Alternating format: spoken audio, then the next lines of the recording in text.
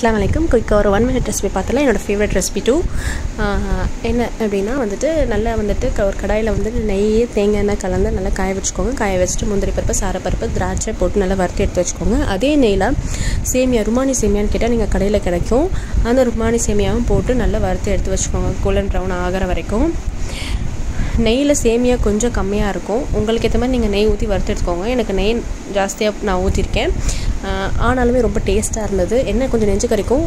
அதுக்கேற்ற மாதிரி நீங்கள் பார்த்து எடுத்துக்கோங்க. அதே மாதிரி ஒரு சைடு பால் காய வச்சு அதை நல்லா கொதிக்க விட்டு வற்ற வச்சு அது பாதியாக வந்ததுக்கு அப்புறமேட்டு நம்ம நீங்கள் ஏலக்காய் தூள் வந்து ஏலக்காய் தூள் ஆட் பண்ணிக்கோங்க. இல்லாட்டினா நீங்கள் முழு ஏலக்காவை தட்டி போட்டுக்கலாம். பால் நல்லா சுண்டி வந்ததுக்கு அப்புறமேட்டு நம்மளோட சேமியா நம்ம வறுத்து வச்ச சேமியா அப்புறம் நட்ஸ் எல்லாத்தையுமே என்ன பண்ணுங்கள், அந்த பாலில் கொட்டி ஒரு கொதி விட்டு இறக்கிடுங்க. அவ்வளோதான் சுவையான பாயசம், சேமியா பாயசம் ரெடி ஆயிரும். எனக்கு இது மாதிரி தண்ணியாக இருந்தால் தான் பிடிக்கும். ஸோ அதனால் நான் இப்படி ரெடி பண்ணியிருக்கேன். உங்களுக்கு திக்காக இருந்துச்சுன்னா பால் கொஞ்சம் இன்னும் திக்காக ஆட் பண்ணிக்கோங்க. அவ்வளோதான். ரொம்பவே டேஸ்ட்டாக இருந்துச்சு. ரொம்பவே சிம்பிள். கண்டிப்பாக ட்ரை பண்ணி பாருங்கள். பாய்.